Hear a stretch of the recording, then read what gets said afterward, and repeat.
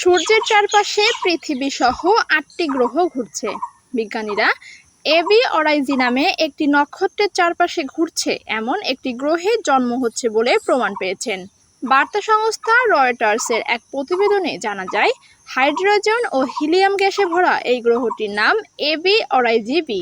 যুক্তরাষ্ট্রের হাওয়াই দ্বীপের একটি নিষ্ক্রিয় আগ্নেয়গিরির কাছে স্থাপিত সুবারু টেলিস্কোপ ও অরবিট করতে থাকা হাবল স্পেস টেলিস্কোপ দিয়ে এই গ্রহের সন্ধান পেয়েছেন বিজ্ঞানীরা বলছেন, এবি অরাইজি নক্ষত্রের চেয়ে এবি অরাইজি বি গ্রহের অবস্থান অনেক দূরে। সৌরজগতের সবচেয়ে দূরবর্তী গ্রহ নেপচুন সূর্যের চেয়ে যত দূরে অবস্থিত, এবি অরাইজি বি গ্রহ এবি অরাইজি নক্ষত্র থেকে তার চেয়ে প্রায় ৩ গুণ বেশি দূরে অবস্থিত।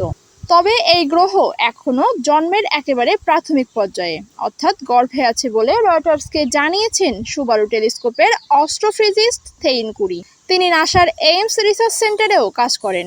ন্যাসার অ্যাস্ট্রোনমি জার্নালে নতুন গ্রহের সন্ধান নিয়ে প্রকাশিত প্রবন্ধের প্রধান লেখক হচ্ছেন থেইন কুরি। সৌরজগতে গ্যাসে ভরা ২টি গ্রহ রয়েছে, বৃহস্পতি ও শনি। আর পৃথিবী ও মঙ্গল গ্রহ পাথুরে গ্রহ হিসেবে পরিচিত। সৌরজগতের বাইরে এখন পর্যন্ত প্রায় ৫,০০০ গ্রহ আবিষ্কৃত হয়েছে। এর মধ্যে এবি অরাইজি বি সবচেয়ে বড়গুলোর মধ্যে একটি। এখনই এই গ্রহের ভর বৃহস্পতির চেয়ে ৯ গুণ বেশি বলে মহাকাশবিদরা জানাচ্ছেন।